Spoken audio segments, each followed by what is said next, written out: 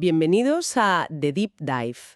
Hoy nos sumergimos en un material fascinante que nos ha llegado de un oyente, Benjamín.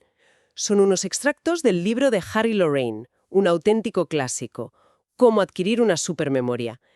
Y Benjamín nos planteaba una pregunta que creo que nos hemos hecho todas alguna vez. ¿La memoria es algo con lo que se nace? ¿Una especie de lotería genética? ¿O es algo que se puede entrenar de verdad, como un músculo? Es una pregunta excelente porque es justo el núcleo de la filosofía de Lorayne. Su premisa, que en su día fue bastante revolucionaria, es que no existen las malas memorias. Eso dice, ¿verdad? Él lo afirma categóricamente. Dice que solo hay memorias entrenadas y memorias sin entrenar. Y su sistema es, básicamente, el manual de instrucciones para ese entrenamiento. Vale, pues nuestra misión hoy es desgranar esas técnicas que a primera vista, bueno, pueden parecer hasta trucos de magia de otra época y ver si de verdad tienen un fundamento sólido y una aplicación práctica hoy en día. Pues empieza con algo que parece increíblemente simple, casi obvio, pero que es la piedra angular de todo. Sí, el primer pilar. Y es curioso porque al leerlo pensé, venga ya, no puede ser tan sencillo. Habla de la diferencia entre simplemente ver y observar. Eso es. Para demostrarlo, el libro te lanza un desafío directo que te deja pensando. Te pregunta, en un semáforo normal, de 3 colores, ¿cuál está arriba? ¿El rojo o el verde?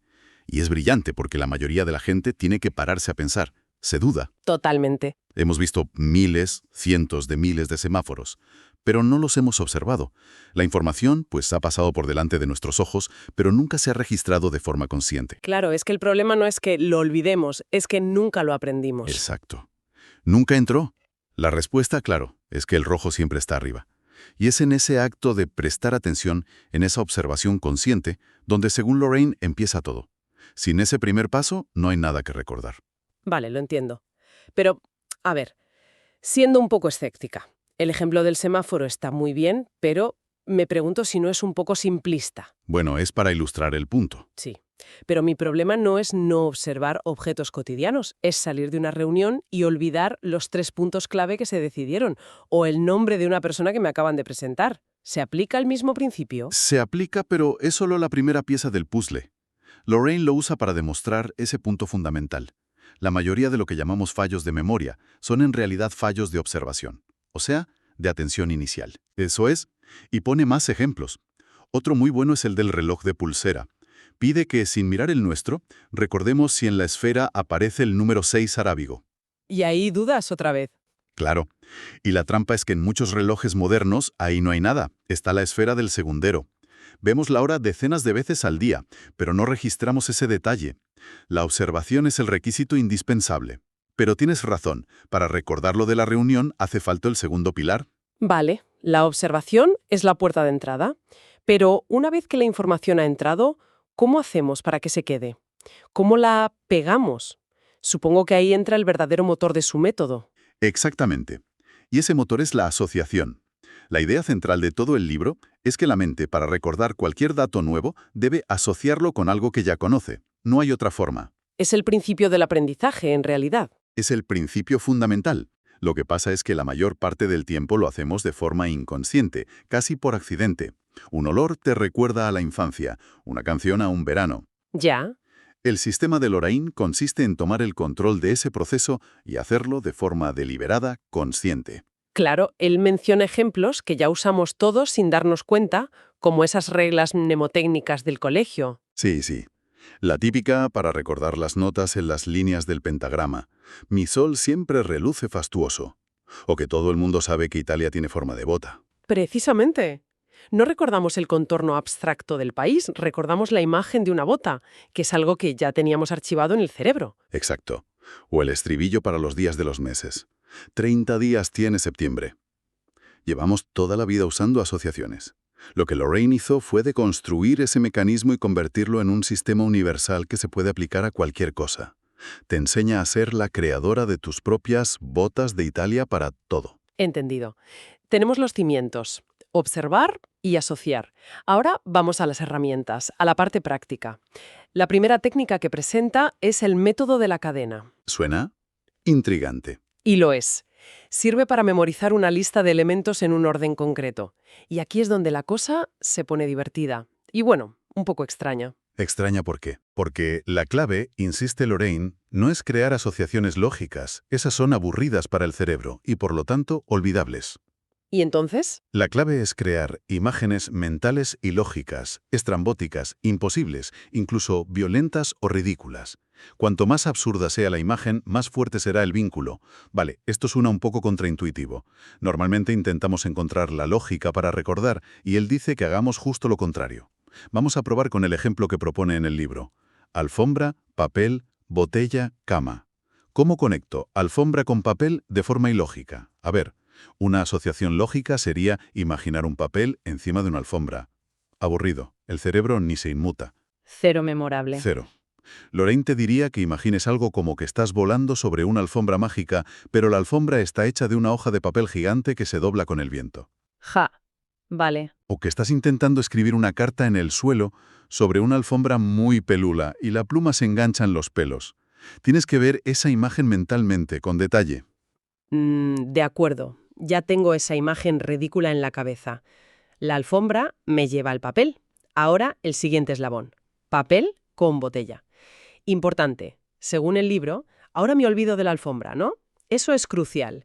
Solo te centras en los dos eslabones que quieres unir. Papel y botella. Podrías visualizar que estás leyendo un periódico, pero las hojas son de un cristal de botella finísimo, que cruje al pasar las páginas. ¡Ostras, qué buena! O al revés, que tienes una sed terrible y tratas de beber de una botella hecha de papel que se deshace y te moja entera. La emoción, la sorpresa, el ridículo, todo eso son anclajes potentísimos para la memoria. ¿Entendido? Y para el último, botella con cama. Podría imaginar que mi cama es una botella gigante y duermo dentro, o que mi colchón está relleno de botellas de cristal que hacen ruido. Es curioso, pero al crear la imagen siento que de verdad se queda grabada. Es casi un juego, ¿verdad? Sí, pero también parece que requiere bastante esfuerzo mental al principio. ¿No es más agotador que repetir la lista un par de veces? Al principio, sí. Requiere un esfuerzo consciente. La repetición es pasiva y parece más fácil, pero es increíblemente ineficaz. Y frágil. Y muy frágil. Al crear estas imágenes, estás forzando a tu cerebro a procesar la información de una forma mucho más profunda. Usas la creatividad, los sentidos, estás creando una conexión neurológica mucho más rica. Con la práctica, esto se vuelve casi instantáneo. Vale, el método de la cadena lo veo útil para la lista de la compra o una secuencia de tareas, pero tiene una limitación clara. Solo funciona en orden. No me sirve si necesito saber cuál es el octavo elemento sin repasar los 7 anteriores. Exacto. Y ahí es donde entra el sistema avanzado, el que él llama sistema del colgadero. El sistema del colgadero. Y aquí es donde algunas personas se asustan un poco, pero es el sistema más potente de todos.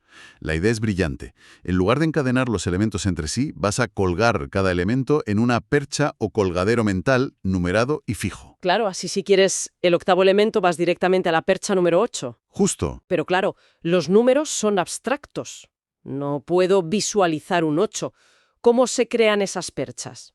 Aquí es donde introduce el alfabeto fonético, y es la parte que siempre me ha parecido más compleja. Suena más intimidante de lo que es, de verdad. Es simplemente un código para convertir los números que son abstractos en sonidos de consonantes. Sonidos, no letras. Sonidos, que luego podemos usar para formar palabras concretas y visualizables. Por ejemplo, al número 1 le asigna el sonido T o D. Vale. Al 2 el sonido NE o ñe. Al 3 el sonido M. De acuerdo. Entonces, si el número 1 es el sonido T, ¿cómo paso de eso a un colgadero, a una imagen? Creas una palabra simple que use ese sonido y que sea fácil de visualizar. Para el 1, sonido T, la palabra colgadero es tea. Ah, claro. Tea. Para el 2, sonido N, es Noé. Para el 3, sonido M, es amo. Y así hasta el 10. Te aprendes esta lista de 10 palabras una sola vez en tu vida. Y a partir de ahí, tienes 10 perchas mentales indestructibles. Entiendo el mecanismo. Una vez que tengo memorizado que el colgadero para el 3 es amo, si el tercer punto de una lista que quiero recordar es coche, tengo que crear una asociación absurda entre amo y coche. Eso es.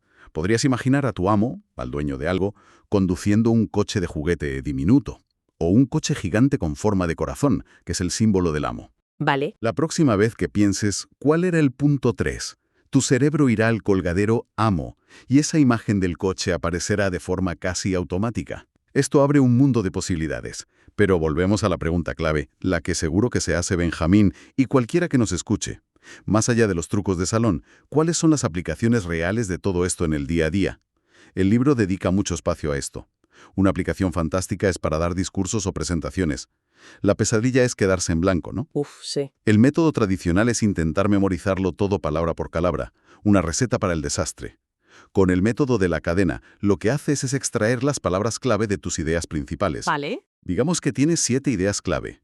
Creas una cadena mental absurda que enlace esas 7 palabras. Así, cuando terminas de exponer una idea, la imagen mental te sirve de puente natural hacia la siguiente. Te da libertad, hablas con naturalidad. Eso es muy potente. Elimina el miedo a olvidar qué venía ahora. Y para cosas más mundanas, como los recados diarios, perfecto. Tienes que ir al banco, comprar pan y llamar al fontanero. Creas una cadena. Imaginas al director del banco haciendo malabares con barras de pan. Luego, una barra de pan gigante de la que sale un chorro de agua y aparece un fontanero. Es rápido, divertido y mucho más fiable. Sin duda. Pero hay una aplicación que el libro destaca por encima de todas, y que es el talón de Aquiles para muchísima gente, yo incluida. Recordar nombres y caras. ¿Cómo se aplica esto? Este es el santo grial y combina todo lo que hemos visto. Es un proceso de 3 pasos. Primero, sustitución. Cuando oyes un apellido que no significa nada, como Pimentel, tienes que convertirlo en una palabra sustitutiva que suene parecido y sea una imagen. Vale, Pimentel. Pimentón. Obvio. Exacto. Segundo paso. Observación, nuestro primer pilar. Tienes que mirar de verdad a la persona y encontrar un rasgo facial destacado, una nariz prominente, unas cejas pobladas. En el ejemplo del libro, el señor Pimentel tiene una barbilla partida muy característica. Entendido. Palabra sustitutiva, pimentón, y rasgo destacado, barbilla partida. Y el paso final, me imagino, es la asociación absurda. Exacto. Tercer paso, la asociación. Conectas la imagen de la palabra sustitutiva con el rasgo facial. Y tiene que ser una locura. Imaginas de forma muy vívida que de la hendidura de la barbilla del señor Pimentel está saliendo un chorro de pimentón en polvo. ¡Qué imagen! Es una imagen tan específica y tan absurda que es imposible de ignorar. Te aseguro que la próxima vez que veas a ese señor y te fijes en su barbilla, la imagen del pimentón te saltará a la mente. Y con ella, el apellido. Ojo, al principio es lento, pero con práctica se vuelve casi instantáneo. Es fascinante. En resumen, si destilamos todo el material, la gran idea de Harry Lorraine es que la memoria no es un don estático, sino una habilidad dinámica que se entrena. Totalmente. Y las herramientas son la observación activa y, sobre todo, la creación de asociaciones conscientes y deliberadamente creativas. La clave parece ser el arte de transformar lo abstracto, un nombre, un número, en algo concreto, visual y disparatado. Sí. Y lo más interesante que recalca el autor es que el objetivo final de usar estas técnicas es dejar de necesitarlas. ¿Cómo? Al principio, el proceso es muy consciente, casi mecánico, pero con la práctica, el cerebro aprende a hacer estas conexiones de forma más rápida. Empiezas a observar mejor por defecto, a asociar ideas de forma más natural. Las técnicas son como los ruedines de una bicicleta. Claro. Al principio son indispensables, pero su función es entrenar tu equilibrio hasta que puedas ir sin ellos, reforzando lo que él llama la memoria verdadera o natural. Lo que nos deja con una idea final para reflexionar, algo que se desprende de todo esto. El libro insiste en que no existe la mala memoria, sino memorias entrenadas y no entrenadas. Así es.